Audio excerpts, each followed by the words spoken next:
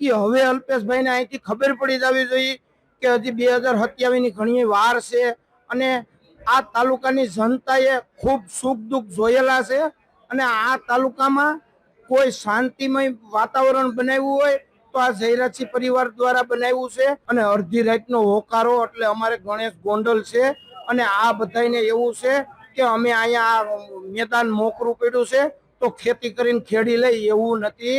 અહીંયા આ જયરાજસિંહ નું ખેતર છે અને અમે બધા એના હાથી જઈ હાથી થઈને કામ કરી છીએ અને આ ખેતરમાં ખડનું તૈણું અમે નથી થવા દીધું, શેઢે ખડ નથી થવા દીધું। તો તમારે અહીંયા ધક્કો ખાવાનો ન હોય, તમારે જ્યાં તમે રહેતા હોય ત્યાં રહ્યો, ત્યાંની વ્યવસ્થા ગોઠવો, આ ગોંડલનું રહેવા દો। અને ગોંડલનો બહુ શોખ હોય તો 2027 ની અંદર ચૂંટણી આવે ત્યારે ટિકિટ લઈને આવી જઈજો એટલે તમને ખબર પડી જાય, મતદારો તમને જવાબ આપશે।